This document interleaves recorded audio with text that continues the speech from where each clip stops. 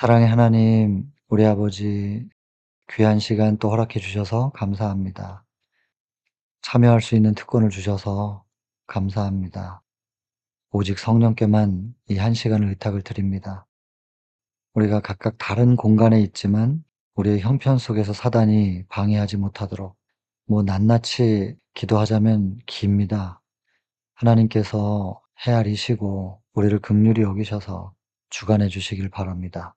예수님 귀하신 성으로 간절히 기도드립니다. 자, 오늘은 16장 야곱과 에서입니다.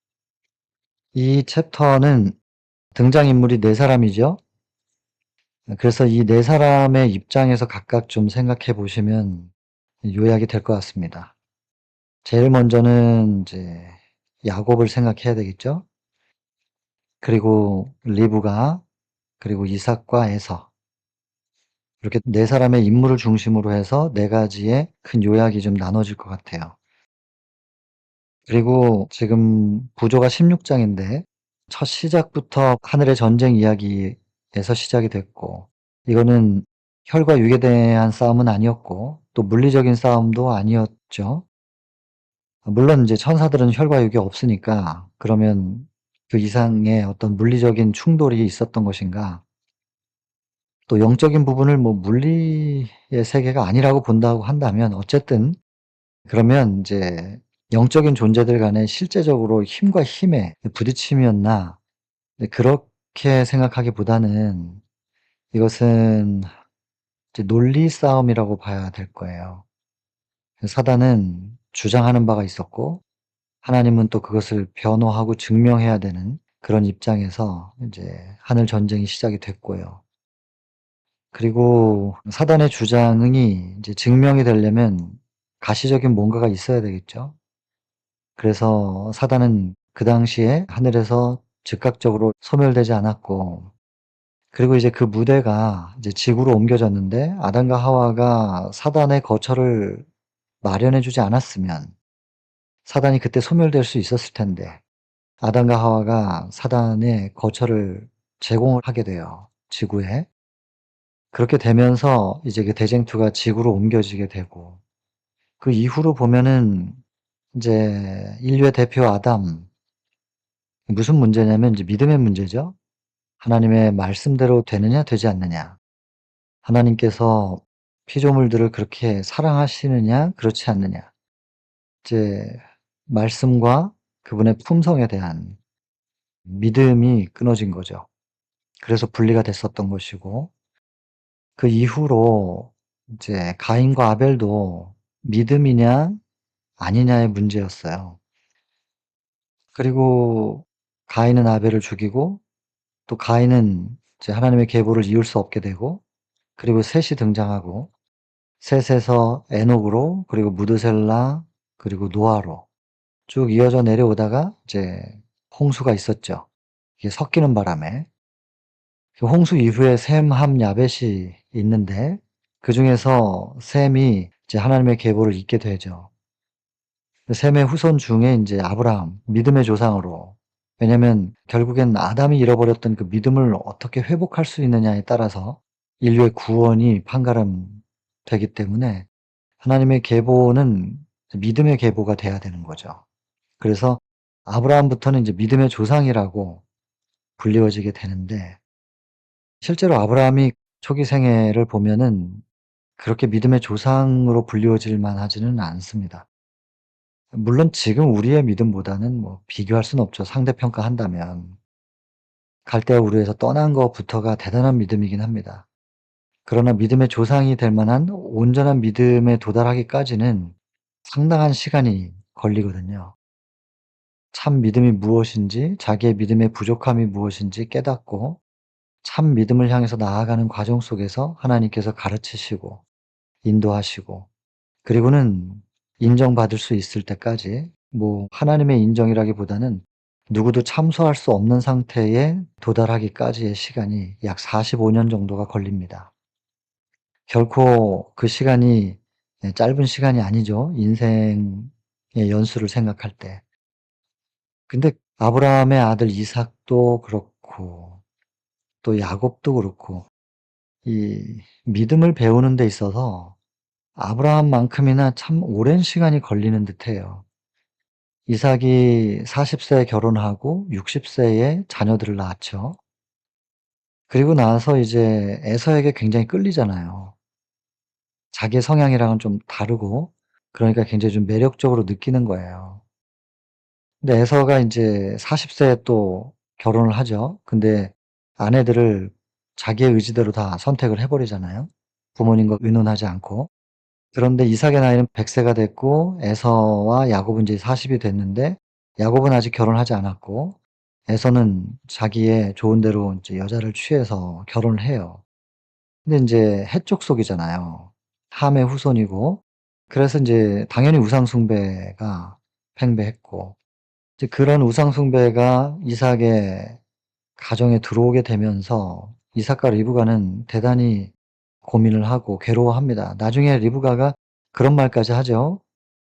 뭐 나중에 나오는 얘기지만 이번 챕터에는 안 나옵니다마는 "내가 에서의 아내들 때문에 행복하지가 않다. 내 생명이 즐겁지가 않다. 야곱도 이 지역에서 이 지역 여자와 결혼하면은 나는 무슨 재미로 살겠느냐." 그러면서 본인의 친정집으로 보내 가지고 그쪽에서 이제 아내를 만날 수 있도록 하자. 이제 이것이 인제 에서로부터 피하게 만들기 위해서 명분을 대기도 했지만 그게 명분만은 아니고 리브가의 아픔이죠. 이제 그러면 에서가 영적인 기준이 하나님 앞에서 인정받을 수 없다는 것에 대하여 이삭이 알만도 할 텐데 그럼에도 불구하고 이삭은 에서가 헷 족속 여자들이랑 결혼하고 그런 상황임에도 불구하고 장자권을 에서한테 넘기고 축복 기도를 하려고 한단 말이에요.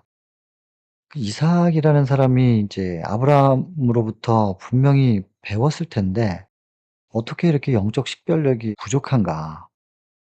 그리고 인간적으로 자기가 인제 끌리고 애정이 간다고 해서 영적인 기준을 모르지 않을 텐데 이삭이. 어떻게 에서에게 장자권을 넘기려고 했을까? 그 이후로 인제 이삭이 나중에 깨닫죠.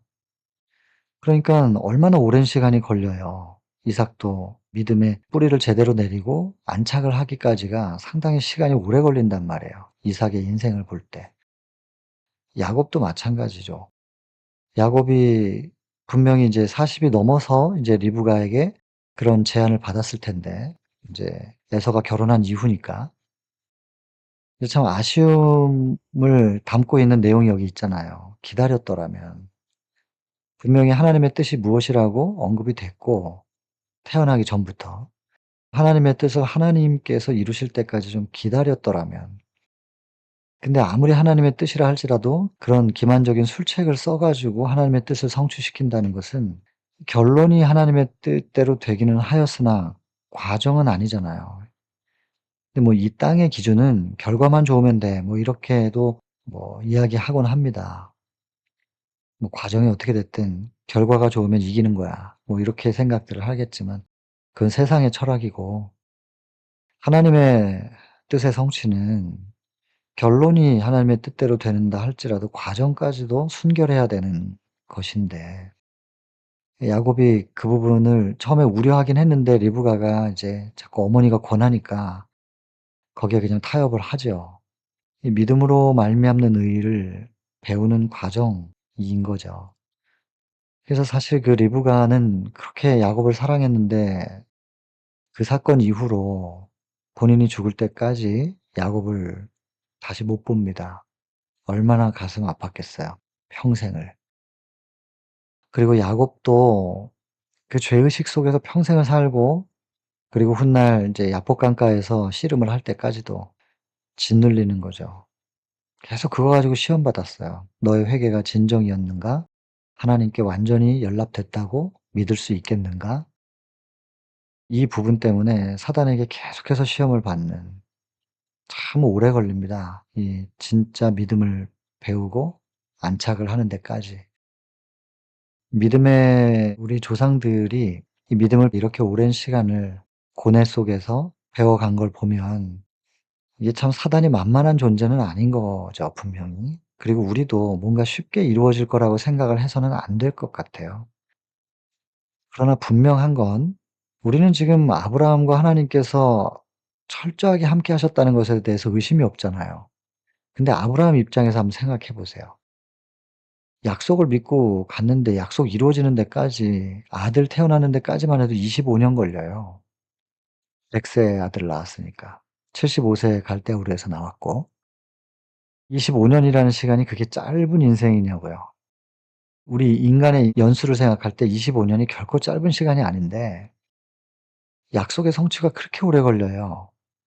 우리가 지금 그냥 성경책으로 몇 장 넘기면 되는 거니까 창세기 12 장부터 22 장까지 믿음의 조상으로 인정받는 데까지 보면 그때는 뭐 나이가 120 세죠. 이삭을 바치는 나이까지인데 그러면 딱 10장 차이예요. 이삭을 낳은 것은 이제 창세기 21 장에서 나오는 거고. 그러면은 뭐 한 10 장, 11장 고 차이 그러니까 뭐 그냥 단숨에 읽을 수도 있죠. 근데 그 시간이 아브라함에게는 25 년이라니까요. 이삭을 바칠 때까지 하면은 45 년이에요. 45 년이 걸려서 인정받는 거예요. 여러분 이 믿음의 조상들의 생애를 우리에게 지금 적용을 시킬 때 우리가 너무 뭔가 열매를 빨리 보려고 하는 거 아닌가. 기다려야 된다는 거죠. 묵묵히 기다리면서 믿음으로 오늘을 살고 또 오늘을 살고 그렇게 살아나갔어야 되는 건데 너무 급하게 서두르고 급하게 뭔가를 보려고 하지는 않았나. 야고보서 1장 2절 3 절에 그 말씀이 있잖아요. 여러 가지 시험을 당할 때에 온전히 기쁘게 여기라고. 시험을 당하는데 기쁘게 여기래요, 온전히. 왜냐하면 그 믿음의 시련이 인내를 만들어내는 줄을 알미라. 이 인내라고 하는 거, 기다림, 믿음의 기다림, 이것이 우리가 영적 싸움을 해 나가는 데 있어서 대단히 중요한 부분인 것 같아요. 그래서 성령의 열매 가운데서도 네 번째가 갈라디아 5장 22 절부터 23 절까지에 나오는 그 성령의 열매 있잖아요, 9 가지. 그중에 네 번째가 오래 참음입니다. 오래도록 참는 성령의 열매 가운데 하나가 인내가 있더라고요. 저는 깊이 묵상해야 될 주제이지 않을까 싶습니다. 그래서 여러분 아담부터 시작해서 지금 우리가 야곱을 보고 있지만 앞으로 더 나아가서 요셉이 나올 것이고요. 그리고 모세가 나올 거예요. 그다음에는 인제 이스라엘 백성들이 나오고 백성들이 가나안에 정착하고 나면 사사들이 등장해요. 그리고 나서 이제 나라가 세워지죠. 사울, 그리고 다윗, 솔로몬, 그 이후로 북방 이스라엘과 남방 이스라엘로 나눠져서 구약의 역사가 말라기 선지자가 마지막 선지자인데 그때까지 쭉 이어지는 모든 과정이요. 누가 진짜 믿느냐의 문제입니다. 믿느냐 아니냐의 문제. 계속 그 얘기예요. 그리고 평생을 믿음을 가르치는 거고 믿음을 배우는 평생이에요. 이스라엘의 민족의 역사도 마찬가지죠. 출애굽해 가지고 한 달이면 갈 수 있었어요, 가나안까지. 그런데 인제 시내산에서 거의 1 년을 머물면서 국가로서 정비를 하고 시내산에서 떠나 가지고 금방 도착해요. 가데스의 목전까지 딱 도착을 해 가지고 근데 정탐해 보겠다고 하는 거죠. 하나님께서 시키신 게 아닌데. 나중에 40년 돌고 나서는 하나님께서 시키셔요, 정탐해 보라고. 그건 이유가 있었던 거예요. 근데 지금은 정탐하라고 한 게 아니었단 말이에요. 가서 보고 와 가지고 저들은 거인이고 우리는 메뚜기고 못 이긴다고. 언제 자기 힘으로 싸우라고 했냔 말이에요. 믿음으로 점령하는 거였는데 그 믿음을 배우지 못해서 40 년을 돌아요. 그러니 아브라함이 몇십 년 그렇게 한 거나 이삭이 몇십 년 걸린 거나 야곱의 몇십 년 또 이스라엘 민족의 몇십 년 이것이 어쩔 수 없는 부분인가? 인간이 믿음을 배워나가는 시간은 이거를 감안하고 또 감수하고 또 미리 아예 각오하고 나아가야 되는 것인가? 근데 이제 저희들은 자료들이 있죠. 믿음의 조상들의 이 발자취가 있기 때문에 시행착오를 줄이고 저희들이 수명도 많이 줄어들었기 때문에 '시간도 좀 줄여 볼 수 있지 않을까.'라는 이제 생각은 가질 수는 있는데 아무튼 이 모든 과정 속에서 인제 인내라고 하는 것은 분명히 요구되는 듯하고 사실 자기 자신이 믿음이 있는지 없는지에 대한 발견만 이루어지면은 금방 전환점을 맞이하더란 말이에요. 아브라함부터 시작해서 다 그래요. 하나님 앞에 우리의 모습이 어떠해야 되는 것인가. 그리고 어떠해야 된다는 것은 아는데 내가 얼만큼 그 기준과 차이가 있는가. 이런 부분에 대한 이제 인식과 자각, 그것만 좀 빨리 이루어지면은 '시간을 좀 줄일 수도 있겠는데.'라는 생각을 이제 이 영감의 글을 읽으면서 하게 되는 것이죠. 자, 그리고 마지막 이 챕터에서 볼 것은 인제 에서입니다. 뭐 현세적인 사람이고 영적인 것 감각이 없고 그러다 보니까 그냥 육으로만 살아요. 자아로 살고 쾌락으로 살고. 이것이 가치의 기준이라고 보여지죠. 나에게 부여된 장자의 명분이라는 것이 어떤 가치가 있는 것인가. 그것과 내가 세상에서 지금 좋아하는 것과의 가치, 이거를 비교를 해서 헤아릴 수 없는 가치가 영적인 세계 속에 있다는 걸 생각하면 붙들 수 있었을 텐데, 그래서 이 가치 얘기가 나중에 저기까지 나오잖아요. 그 시대소망에 보면은 62 장에 시몬의 집에서 열린 잔치. 거기 보면은 향유 옥합 깨트려 가지고 부었잖아요. 노동자가 일해서 1 년을 모아야 될 만한 그런 돈이니까 꽤 많죠. 그랬더니 유다가 일어나 가지고 뭐 하는 짓이냐. 그걸 가난한 사람들에게 나눠 줬더라면. 이제 그 가치예요. 근데 실제로 나눠 주지도 못하는 사람이긴 하지만 유다의 생각하는 그 향유의 가치. 근데 마리아는 그것을 예수님께 붓는 것이 전혀 소모적이거나 가치 없는 일이라고 생각을 하지 않았다. 이 가치거든요. 어느 정도의 가치를 두느냐. 그래서 아마 가치관이 달라지면 인생관이 달라질 겁니다. 그리고 살아가는 모든 것이 달라지고. 근데 더 나아가서는 궁극적으로 신의 생명의 가치, 인간의 생명도 뭐 우리의 인생 가운데 가장 큰 가치로 여겨지는데, 신의 생명의 가치에 대해서 우리가 감히 측량할 수는 없지만 그 신의 생명이 나의 구원을 위해서 드려지고 희생되고, 이것에 대해서 우리가 뭐 이 땅에서 아무리 묵상한다 한들 다 헤아릴 수 없을 것이고, 하늘에 가서도 영원이라는 시간 속에서 묵상을 해야 될 주제인데, 신의 생명은 사랑 때문에 희생된 거라서 결국 신의 생명은 사랑인 거죠. 그래서 하나님의 사랑은 영원이라는 시간을 두고 또 생각하고 묵상하고 묵상을 해도 다 헤아리지 못할 주제이기는 하지만, 이 땅에서 우리가 구원받을 수 있는 만큼은 그래도 이해할 수 있도록 보여주셨으니까 여기에 초점을 두고 거기에 진정한 가치 부여를 할 수 있다면, 또 가치가 인정이 되는 것만큼 내 인생을 거기에 헌신할 수만 있다면, 그러면 인제 좀 뿌리를 내릴 수 있겠죠. 그래서 이론적으로 이렇게 알 수 있도록 이렇게 성경과 화의 저서를 통해서 기록되어 있는 것이 참 감사한 일이죠. 그리고 적어도 이론적으로는 우리가 전체적인 걸 알 수 있는 지금 시대를 살고 있는 거니까요.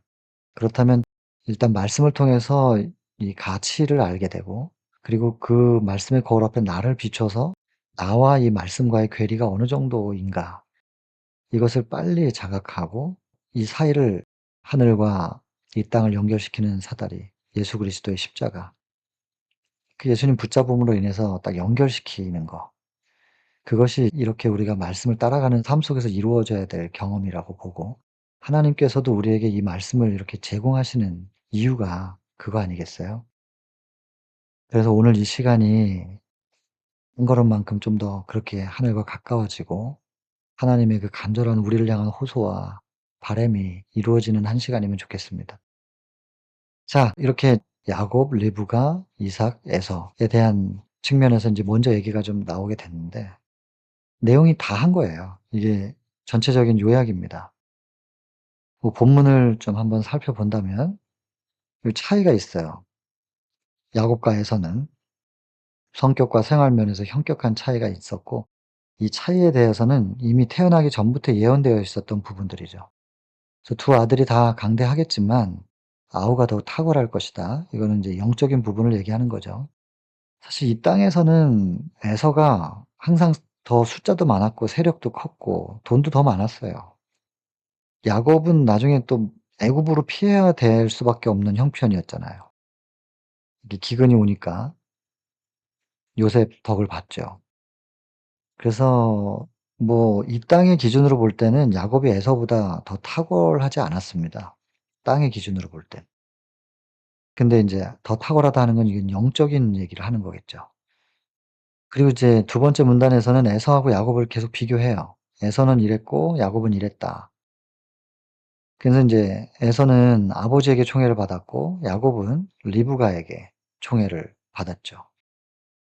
뭐 그냥 표시해 놓은 것만 보셔도 현세적인 사람이었고 자아 중심이었고, 그리고 자유라고 표현되어 있지만 좀 방종이죠. 에서는 그런 사람이었고, 이제 야곱은 부지런했고 사력 있고 집안의 일들을 잘 돌보고 가정적인 사람이었나 봐요. 또 참을성 있고 검약했고 성견지명이 있고, 그렇다고 해서 에서가 애정이 없는 사람은 아니었습니다. 근데 인제 야곱의 애정과 인제 에서의 애정이 좀 차이가 있는 거죠. 여기 표현을 보면 에서는 좀 소란스러운 친절을 가지고 그랬나 봐요. 좀 소란스럽다. 근데 인제 야곱은 좀 온순하고 끈질긴 꾸준한 그런 인제 친절이었다고 요렇게 표현이 돼 있는데, 그러면 에서 같은 성향은 좀 이렇게 진취적이고 좀 활력 있고 어떻게 보면 좀 더 남자답고 이런 거는 하늘이랑 어울리지 않는 건가요? 그럼 하늘은 약간 여성스럽고 야곱같이 집안일 잘하고 이런 성격만 하늘에 어울리는 건가요? 중심은 뭘 보셔야 되냐면 여기 지금 표현된 이런 그 특징들에 초점을 너무 두지 마시고, 에서가 하나님께 믿음의 뿌리가 내려져 있는 상태에서 이렇게 활기차고 진취적이었으면 그러면 이 자유가 진리 안에서의 자유고 자아 방종은 안 했겠죠. 그러니깐 지금 뿌리가 어디에 내려져 있느냐의 문제지, 이런 성향은 그럼 하늘에 어울리지가 않는구나 이렇게 생각하는 건 좀 아닌 것 같습니다. 그래서 자꾸 뭔가 눈에 보여지는 어떤 캐릭터나 어떤 모양이나 어떤 표현의 색깔들은 하늘에 어울리고 요런 색깔은 하늘에 안 어울리고, 이런 기준은 갖지 마시기를 좀 부탁을 드리고 싶죠. 그다음에 인제 이삭과 리브가에겐 소망이 있었습니다. 아브라함의 후손과 이삭의 후손 가운데서 그게 에서가 됐든 야곱이 됐든 간에 후손을 통해서 인제 메시아가 태어난다는 거. 이건 큰 소망이었죠. 그래서 인제 '장자를 통해서 그게 이어질 텐데.'라고 생각하니까 에서를 자꾸 쳐다보게 되는 건데, 이 에서가 아무래도 이게 리브가 보기에는 메시아의 조상이 될 수가 없을 것 같고, 근데 이삭도 그걸 모르지 않았을 텐데 그럼에도 불구하고 에서에게 집중을 하는 거예요. 참 안타까운 부분이에요. 그런 면에서 '이삭이 영적인 식별력이 왜 없었을까? 아브라함한테 잘 배웠을 텐데.' 참 순하고 순종적인 사람인 건 틀림이 없는데 착한 거는 좋은데 이 우유부단한 거는 안 된단 말이에요. 원칙이 명확하게 있어야 되는데 오히려 리브가가 더 예민했죠, 그런 부분은. 그러나 또 뭐 그것이 또 너무 앞서가는 바람에 문제가 되긴 했지만 끝까지 믿었어야 되는데, 식별력은 있는데 인제 믿음으로 그것이 성취가 돼야 되는 걸 자기가 수단 방법을 썼잖아요. 항상 이게 문제란 말이에요. 믿음이냐 아니냐의 문제입니다. 자, 그다음에 장자의 명분은 인제 이 땅에서의 재산의 상속뿐만 아니라 영적인 상속권도 같이 가지고 있어야 되고, 그래서 반드시 의무가 있었어요. 그리고 하나님께 그 생애가 바쳐져야 되는데 이제 에서는 그걸 원하지 않았죠. 그다음에 이삭은 '에서가 장자권을 받아야 된다.' 이렇게 생각하고, 리브가는 '아니다. 천사들이 뱃속에서 인제 이 두 쌍둥이가 잉태됐을 때부터 했었던 이야기가 있는데 그 천사의 말을 이삭에게 여러 번 얘기해 주면서 에서가 아니라고, 야곱이라고 천사의 말을 전달했음에도 불구하고, 뭐 이삭은 그걸 몰랐겠어요? 야곱과 에서가 태어나기 전부터 천사의 말을 알았을 거고 그것을 이제 기억을 상기시켜 준 거죠, 리브가는. 그런데도 불구하고 이삭은 그 의도를 굽히지 않는다는 거예요. 이게 참 안타까운 일이에요. 그리고 야곱은 또 인제 자기가 둘째긴 하지만 '장자권을 내가 받게 되겠구나.' 하면서 소망을 가지고 있었고 재산에는 별로 관심이 없었고 영적인 장자의 명분을 원했던 것이고, 그리고 항상 장래를 향하여 생각하고 보이지 않는 축복을 갈망하는 이런 사람, 영적인 사람인 것은 맞습니다. 이런 사람임에도 불구하고 믿음의 행보를 어떻게 내딛어야 될지에 대해서 이제 경험적으로 지금 지식이 없었다는 거죠. 여기 보면 하나님에 대한 경험적 지식이 없었다. 이 이론은 있는데 개념도 있고 자기의 하나님을 경험해 본 적이 없는 거예요. 이게 이제 우리가 배워야 될 부분이고 모든 사람 아브라함도 그렇고 이삭도 야곱도 이후에 요셉도 그렇습니다. 모세도 그렇고 다 개인적인 경험이 이제 필요한 거죠. 믿음으로 말미암아서 어떻게 의가 이루어지는지에 대한 경험적 지식이 이거는 믿음의 조상인 아브라함의 직계 자녀인 이삭조차도 아브라함의 그 믿음을 그대로 전수받지 못하는 걸 보면 '철저하게 개인적으로 경험해야 될 일이구나.' 그래서 목사님의 신앙으로 교인들이 도움을 받을 수는 있는데 구원은 개인적인 경험입니다. 회개도 개인적이어야 되고. 그래서 스가랴 12 장에 12 절부터 다윗의 족속과 그 아내들이 따로 회개 따로 해야 된다는 거예요. 나단의 족속과 그 아내들이 따로 하고 레위 족속도 시므이 족속도 남은 족속들 전부 다 따로따로 아내들도 따로 부부 일심동체인데 부부도 따로 다 하나님과의 개인적인 관계를 맺고 경험을 해야 된다. 이 부분이죠. 무슨 경험이냐? 마음이 새롭게 되지 못했다? 거듭남의 경험을 개인적으로 하지 못했단 말이에요. 그리고 여러분 거듭남은 한 번에 모든 게 이루어지는 건 아닙니다. 이 거듭남에 점점점 깊어지는 경험이 필요하고 회개도 점점 더 깊어지는 거죠. 처음엔 요것만 회개하면 될 줄 알았는데 물론 근본적인 건 하나님과의 관계이기 때문에 그 근본적인 부분이 한 번의 거듭남과 한 번의 회개로 맺어졌다. 뭐 그럴 수 있습니다. 그래서 한 번 다 목욕한 사람은 발만 씻으면 되니까. 그럼 발 씻는 건 회개가 아닌가? 회개죠. 그러니까 몸을 씻는 회개와 발 씻는 회개들이 계속 이어질 수 있는 것이고 거듭남의 깊이도 마찬가지 아니겠어요? 하나님과의 더 깊은 관계, 더 깊은 관계로 들어가는. 그래서 한 번에 모든 게 이루어지고 한 번에 완전히 될 수 있다. 이런 생각은 제가 이해하는 성경과 예언의 신학은 좀 다릅니다. 그래서 여러분들이 선택하실 문제지만 저는 그렇게 생각이 들어서 말씀을 나누는 것입니다. 그래서 어쨌든 이 거듭남의 경험을 지금 아직 야곱이 못 했다는 거예요. 그러다 보니까 자꾸 자기 방법을 고안해요. 고안하고 끊임없이 연구를 해요. '요렇게 할까? 저렇게 할까?' 이 말씀이 저한테 굉장히 크게 다가오거든요. 끊임없이 저도 뭔가를 구상하거든요. 내가 하는 게 아닌데. 계획은 있어도 이루시는 분은 하나님이시기 때문에 성령을 간구하고 성령을 통해서 말씀을 마음에 새기고 말씀을 묵상하는 가운데서 성령께서 떠오르게 해 주시는 아이디어들이 있어요.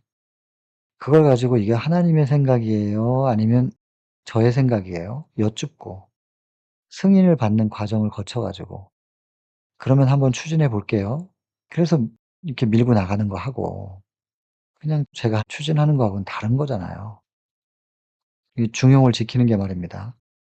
자칫하다가는 좌로 치우치고 자칫하면 우로 치우치고 좌로나 우로나 치우치지 말라 그랬는데 계속 예수님만 바라보고 나아갔어야 되는 건데 자꾸 제가 하는 거예요. 왼쪽으로도 제가 하는 거고 오른쪽으로도 제가 하는 거예요. 이걸 조절하는 게 참 쉽지 않고 그렇게 좌로나 우로나 치우치고 있는 자기에 대한 발견이 되는 것조차도 참 쉽지 않은 일이었나 봐요. 그래서 많이 몰랐었던 거죠. 근데 가만히 돌아보니까 이게 '내가 뛰고 있었네 왼쪽으로.'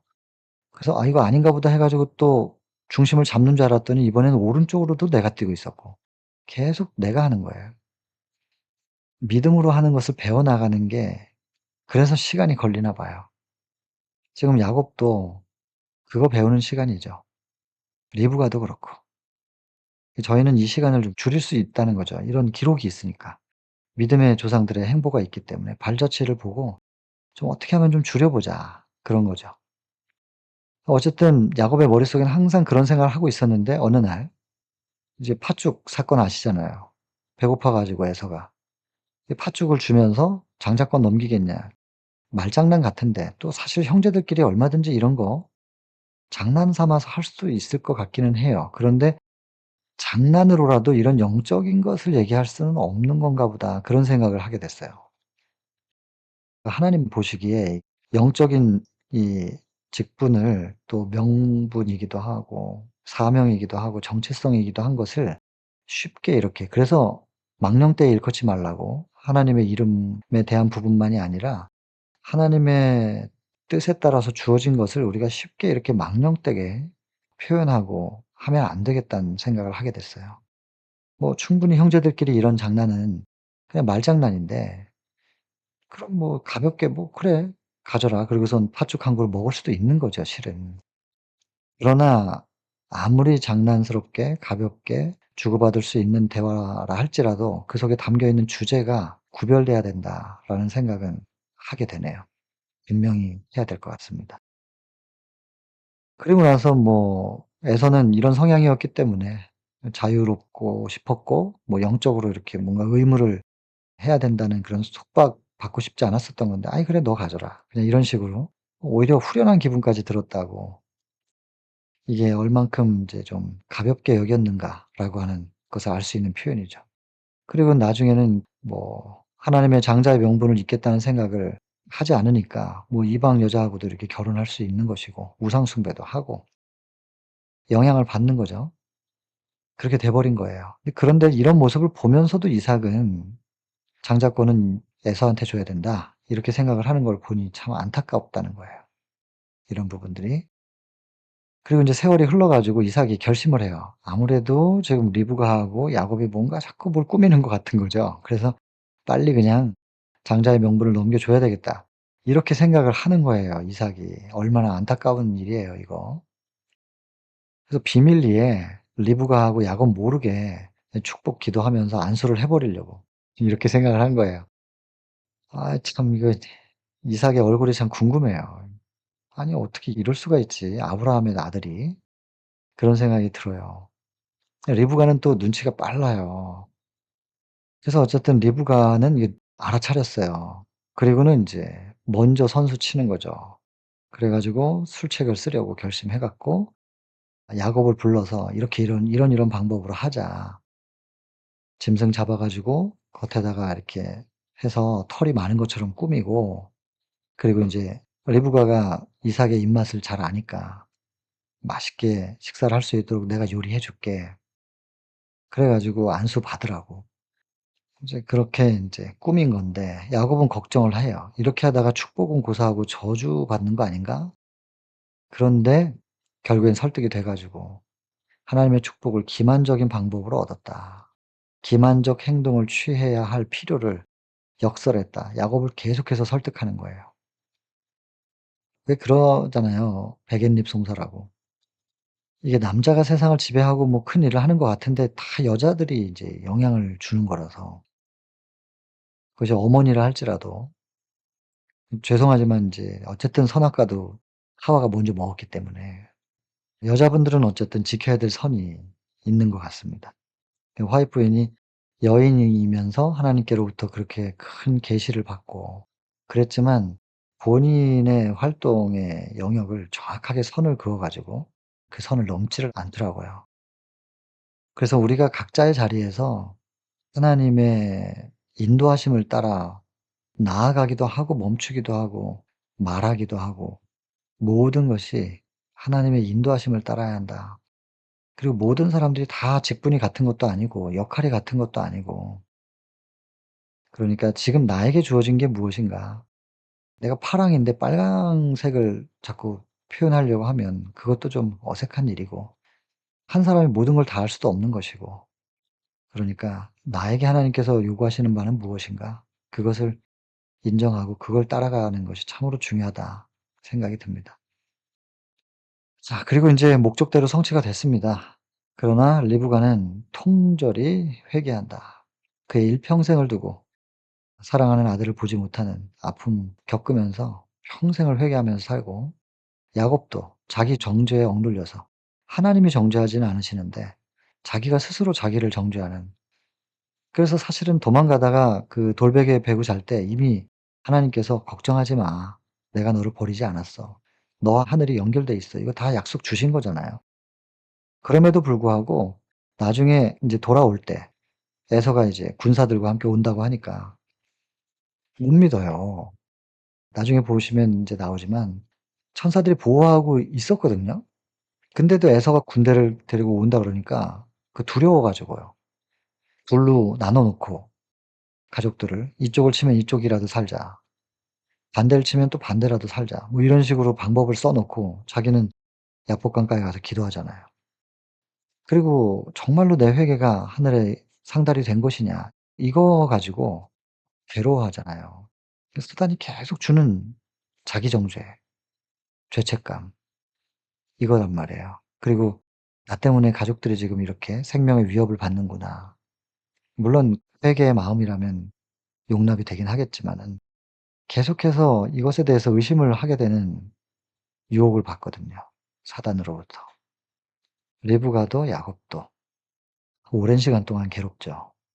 그래서 회개하고 믿음을 회복하고 다 그건 하나님께서 금방 인정해 주시지만 본인들이 믿음으로 하지 않아서 이렇게 인제 상처가 생긴 거 그리고 또 직진하면 되는데 이제 괜히 우회하게 만들어 버린 거. 돌아가야 되니까 훨씬 피곤하잖아요, 힘들고. 그걸 하나님께서 다시 그냥 무슨 도깨비 방망이 하듯이 이렇게 뿅 해 가지고 원래 자리에 갖다 놓고 이렇게는 할 수가 없는 것입니다. 대신 하나님께서 같이 걸어 주시죠. 같이 걸어 주시면서 감당할 수 있게 하시는 거죠. 그러니 이 믿음 아닌 발걸음을 내딛어 가지고 자꾸 이렇게 인생을 힘들게 만들면 안 되는데 우리가 참 어리석죠. 인제 축복받고 야곱이 가고 나서 에서가 돌아와요.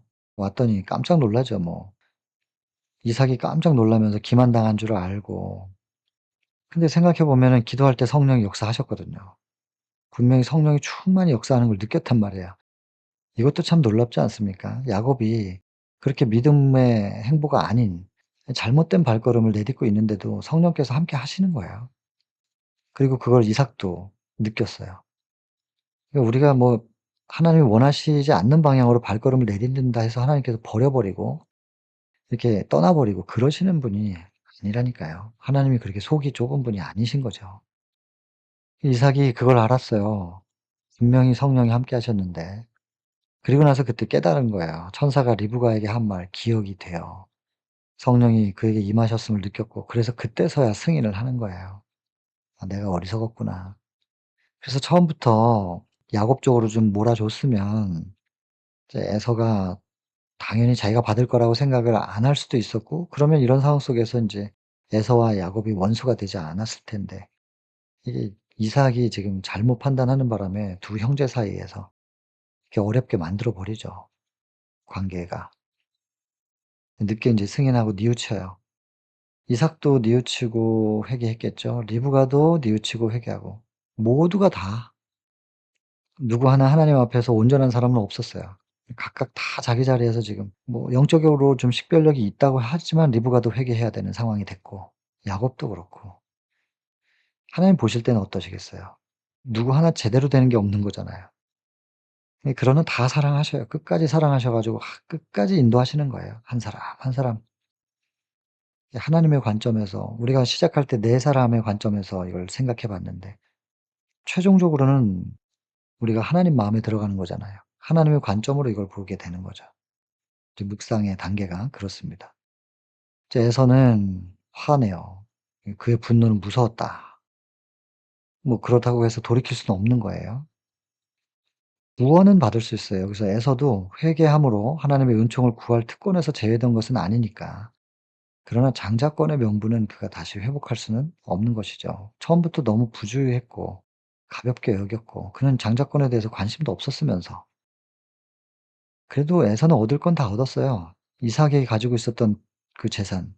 그거 야곱이 물려받아야 되는 거고 지리적으로 볼 때 전 세계 중심 지역인 그 자리에서 하나님의 나라가 세워지려면 땅이 있어야 되고 백성이 있어야 되고 백성이 정착할 만한 땅을 마련하려면 돈이 있어야 되니까 아브라함에게도 재산을 주셨고 이삭에게도 재산을 주셨어요. 굉장히 축복을 많이 주셨죠. 이게 다 야곱이 받았어야 될 거란 말이에요. 그리고 나라를 세웠어야 되는 거예요. 근데 그 재산이 다 에서한테 가죠. 그래서 에서는 자기가 얻을 건 얻었어요. 뭐 본인이 얻고 싶었던 거 얻었으니까. 영적인 건 안 하고 싶었잖아요. 여기서 이렇게 사실 화낼 일도 아닌데 뭐 자기 거 뭐 하나 손해 볼까 봐 지금 이렇게 화를 내는 거죠. 그 특징, 이제 회개 잘못하는 사람들의 특징. 죄의 결과 때문에 슬퍼하는 거지 죄 자체를 슬퍼하진 않는다. 정로의 계단 3장 회개. 회개라는 것은 죄를 슬퍼하고 죄로부터 돌이키는 것이다. 죄를 슬퍼할 줄 알아야 되는데 이 죄 때문에 피 흘리신 예수 그리스도, 목숨을 버리신 예수 그리스도의 희생과 그 아들을 죽을 수밖에 없게 허락하시는 그 아버지의 마음, 여기에 도달하면 슬프거든요. 근데 인제 이 슬픔은 절망의 슬픔이 아니라 감사의 슬픔이죠. 두 가지 단어가 조화가 잘 안 되는 표현이긴 한데 이게 헤아릴 수 없는 그 감사와 감격의 슬픔, 또 그 눈물, 그거죠. 근데 대부분 회개를 하면 후회를 하거든요, 후회. 결과 때문에 후회해요.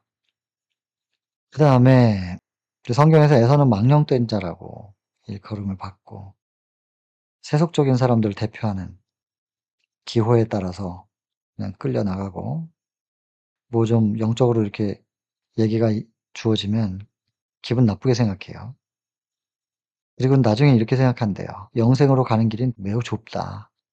그래서 우리는 못 간다. 그냥 이 땅에서 즐기고 살다가 죽자 그냥." 요런 식이에요. 대표.